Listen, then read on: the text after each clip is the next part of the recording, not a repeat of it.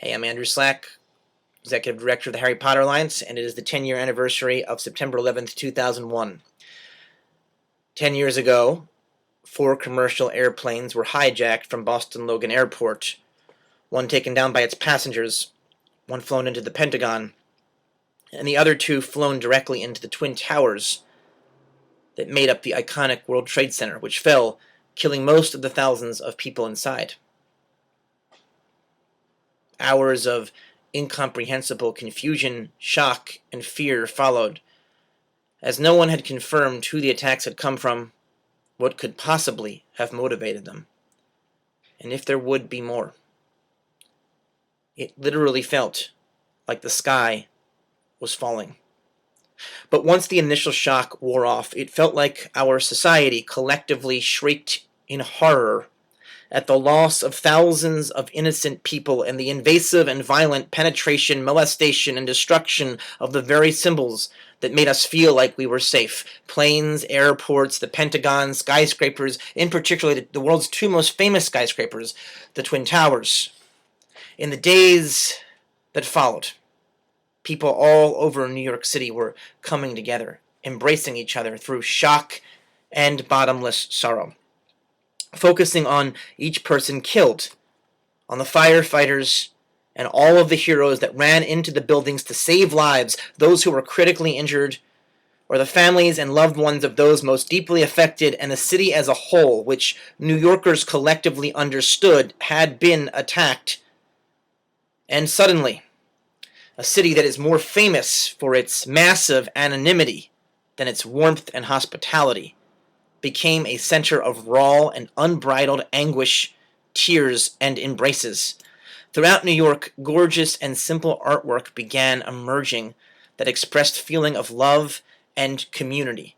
Strangers made eye contact, familiar to each other for the sheer fact that they shared a city and a world that was fragile and sacred. Reminded by recent events that nothing would allow them to live in this world forever, but for right now, in these sweet and blessed moments, they did live in this world, while innocent friends and neighbors by the thousands had just had that experience prematurely yanked from them. A harsh feeling of humility and a gritty sense of grief emerged on the streets of New York City. Love and prayer surrounded New York from all over. Throughout the world, people were saying that today they were all Americans. Today they were all New Yorkers. Millions, if not billions of people carried some of the heavy weight of sorrow, a share of the burden, a piece of the pain. There was a feeling of unity and solidarity that most communities rarely experience, and it was amplified on an interpersonal, city, and global level. Above all, people were listening to each other. Tenderly, gently, and in some ways, to speak to the Harry Potter series, it had the same effect as the way Dumbledore listened to Harry. If we remember in Goblet of Fire, as Harry sits feeling Dumbledore listen to him as a compassionate mirror, the quote is, Harry suddenly became aware that Fawkes had left his knee. The phoenix had fluttered to the floor. It was resting its beautiful head against Harry's injured leg, and thick, pearly tears were falling from its eyes onto the wound left by the spider. The pain vanished. The skin mended. His leg was repaired. In New York City, in these first few days following the pernicious, premeditated, and vicious mass murders on September 11th, 2001, people's love for each other on those raw and fragile streets of New York City produced a healing balm. Did this balm remove the grief? Definitely not. But it did transcend our basic understanding of what grief is. It took us to places where love, real, tender, and intimate love in the form of thick, pearly tears falls from our eyes and onto each other's wounds, wounds that came from the attacks on September 11th, from our losses in our lives, and the 10,000 wounds of unmourned and barely processed tragedies that we have suffered collectively as a world. In a matter of days, New York City was acting beautifully in the face of ugliness. And now, 10 years later, let us continue what New Yorkers started.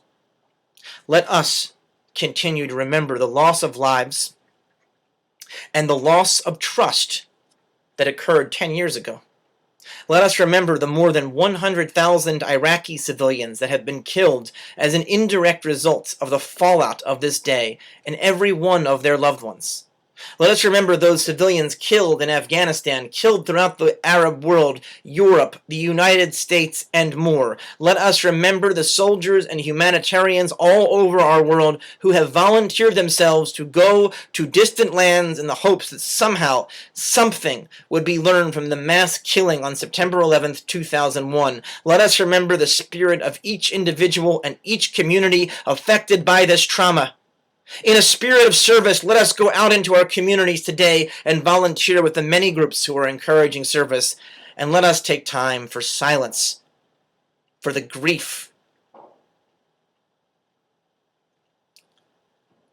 Let us take silence for the grief of all who experienced such indescribable, gaping loss 10 years ago today. And let us remember the spirit of New York City. Its art, its innovation, its openness, its people, and its heart that was torn asunder, broken down, and broken open 10 years ago. And sharing the grief,